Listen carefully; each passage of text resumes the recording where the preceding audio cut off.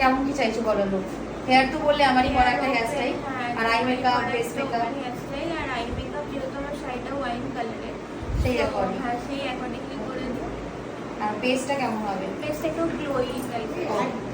Free আছো? হ্যাঁ নিশ্চয়ই, হ্যাঁ বলো। আসলে আমার কন্টিনিউ ব্রাইডাল চলছে, তো সেদিন বলেছিলাম ফোন করব, আর করা হয়নি। না না না, আমি ঠিক আছে, কালকে বলো, অবধি বলো। এত ব্যস্ত ছিলাম।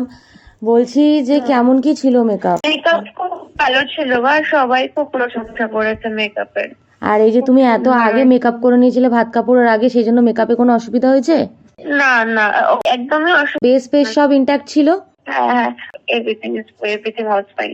এমনি সমস্ত কিছু মেকআপটা মেনলি বেটার ছিল তো? কারণ না না না, মানে মেকআপ একদম ইনট্যাক্ট ছিল, মানে রাত অব্দি। আমরা সেদিনকে ভেনিউ থেকে 3:30টার সময় বাড়ি এসেছি, আচ্ছা তখনও অব্দি ঠিক ছিল। আচ্ছা আচ্ছা, ঠিক আছে।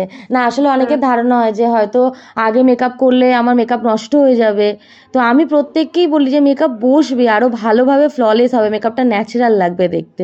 হ্যাঁ হ্যাঁ, বুঝতে পেরেছি। না, একটা হয়তো অনেকক্ষণ আগে করবো, ঘামবো ঠামবো কিনা, ওয়েদারটাও ঠিক ছিল, কিন্তু কিছু হয়নি তো? না কোনো প্রবলেম হয়নি। ওকে ওকে, খুব ঠিক আছে। সুন্দর হয়েছে। Thank you so much. ঠিক আছে, হ্যাঁ, রাখলাম thank you তাহলে। বলছো। হ্যাঁ হ্যাঁ। একদম।